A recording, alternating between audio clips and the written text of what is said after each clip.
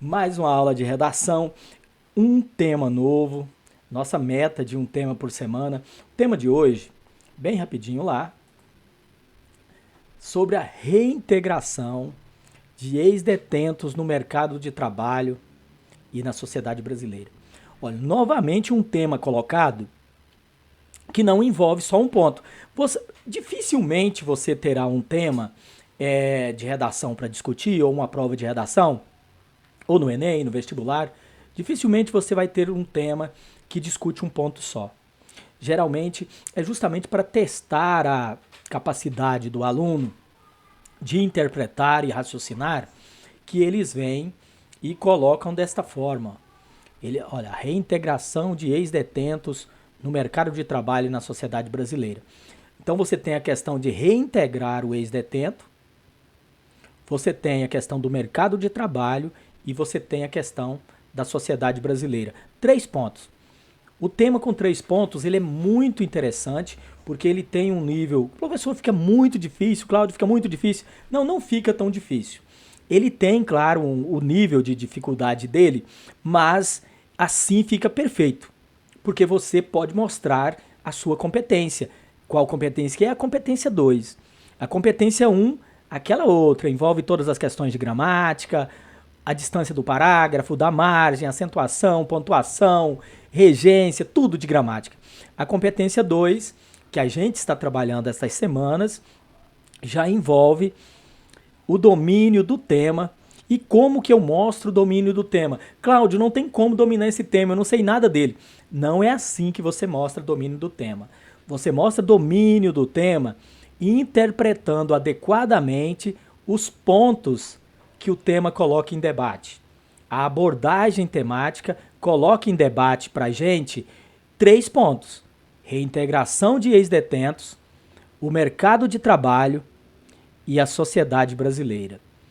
Lembrando que se você planeja um texto que vai falar só de reintegração de ex-detentos, você está tangenciando o tema. Se você vai falar só de mercado de trabalho, está tangenciando o tema. Se você falar só da questão da sociedade brasileira, está tangenciando o tema. Você tem que interpretar um problema que envolva os 3 pontos. Ah, professor, mas eu não consigo. Tudo bem, mas você tem que estar ciente que se você não conseguir fazer isso, você vai estar pecando na competência 2. E lembrando que a proposta do sistema, o sistema carcerário mesmo, o sistema punitivo, nosso sistema, né, socioeducativo, ele se baseia, pelo menos em tese, em 2 premissas. O Código Penal brasileiro, ele se baseia em 2 premissas, em 2 pontos. Primeiro, punir. O primeiro ponto é punir a pessoa que ultrapassou a linha e se tornou um criminoso. Ele deve ser punido. E punido de forma exemplar. Então, o primeiro ponto é punição exemplar. Ele deve ser punido. Ninguém que é condenado está ali aprisionado para passar uma colônia de férias. Ele está ali para servir de exemplo. E não é só punir. Só punir não adianta. Por exemplo, esse sujeito ser encarcerado e ser punido, só isso não adianta.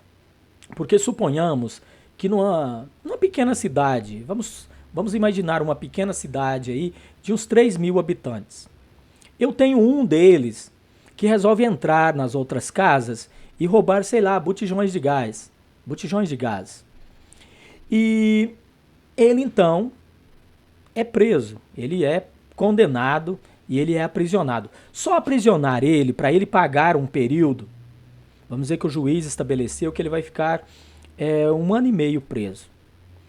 Estou supondo, gente, isso aqui só com a nossa querida professora Aline, que ela também é advogada, e ela diria pra gente qual que é a pena que uma pessoa pega por fazer pequenos furtos de botijões de gás nas propriedades. Mas vamos supor que a pena fosse 1 ano e meio. Ele ficar 1 ano e meio ali para pagar esse crime, tranquilo, ele vai pagar esse crime. Mas o segundo ponto é que as outras pessoas, são 3.000, uma cometeu uma infração, as outras pessoas têm que sentir medo. Então a punição deve ser exemplar para que as outras pessoas que não cruzaram a linha sintam medo de cruzar. É um sistema simples: punir e dar exemplo. Punir e dar exemplo, para que as pessoas de bem não queiram cruzar a linha. Se pessoas de bem começarem a ver a pessoa que cruza a linha, que comete um crime, receber benesses, ele não cumprir a pena, ele sair livre, logo vai gerar uma cultura de que o crime compensa. E a mensagem tem que ser muito clara: o crime não compensa. Não compensa por quê? Porque você vai ser punido e vai servir ainda de exemplo para as outras pessoas. Essa é a primeira premissa. É só a primeira. Tudo que eu falei aqui é a primeira premissa do Código Penal. Segunda premissa: a pessoa, depois de punida, depois que ele pagar pelo crime, se a pena dele era 1 ano e meio, se eram 2, se eram 5, ele cumpriu, ele foi punido lá dentro, agora acabou. Essa pessoa não deve mais, ele cumpriu o papel dele de aceitar a punição. Ele pagou a dívida com a sociedade, como a gente diz. A pessoa que está encarcerada, ele está pagando uma dívida com a cidadania, com a sociedade. Ele está ali para recuperar a cidadania perdida. Uma pessoa que comete um crime, ele perdeu a cidadania. Ele perdeu seus direitos, que é o direito de ir e vir, e ele não cumpriu com seus deveres. Ele foi um cidadão inadequado. Ele não chegou a ser um cidadão, na verdade. Ele perdeu. Agora nós temos que resgatar. Então, durante a punição, tem que existir estratégias para resgatar essa cidadania perdida. E quando terminar a pena, essa pessoa deve voltar ao convívio social. Ela deve voltar de cabeça erguida e com aquela consciência de que ela realmente pagou o que tinha de pagar. Ela não deve mais nada, ela pagou a dívida com a sociedade. Pelo menos em tese é assim, esses 2 pontos. Só que não precisa ser inteligentíssimo para que a gente perceba que de verdade a gente não está conseguindo resgatar essa cidadania. A maioria das pessoas encarceradas, elas voltam à reincidência, elas voltam a cometer crimes, às vezes até piores. É como se a cadeia, a prisão, fosse uma espécie ali de cadeias de bandido.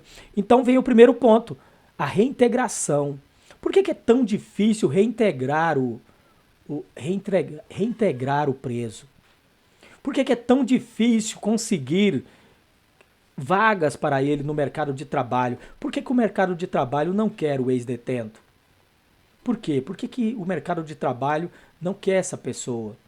É confiável? Você tivesse uma empresa, você confiaria ex-detentos na sua empresa?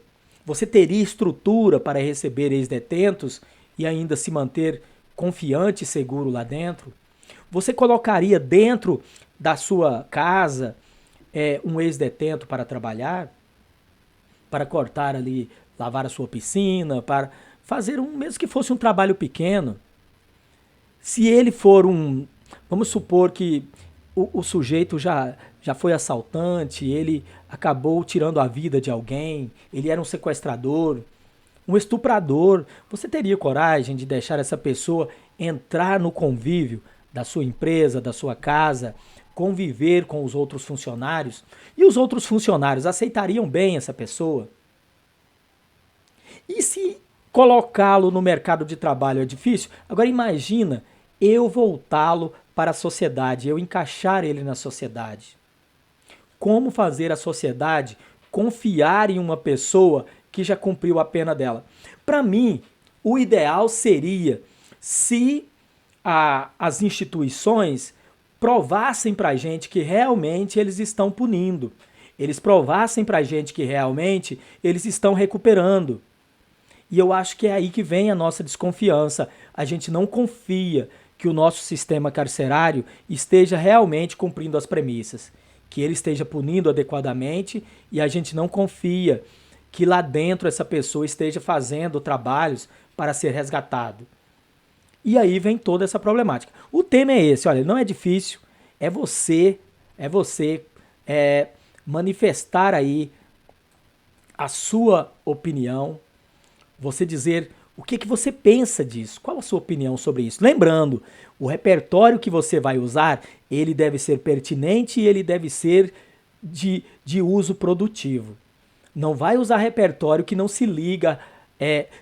Se o repertório ligar em pelo menos um ponto, ele é pertinente.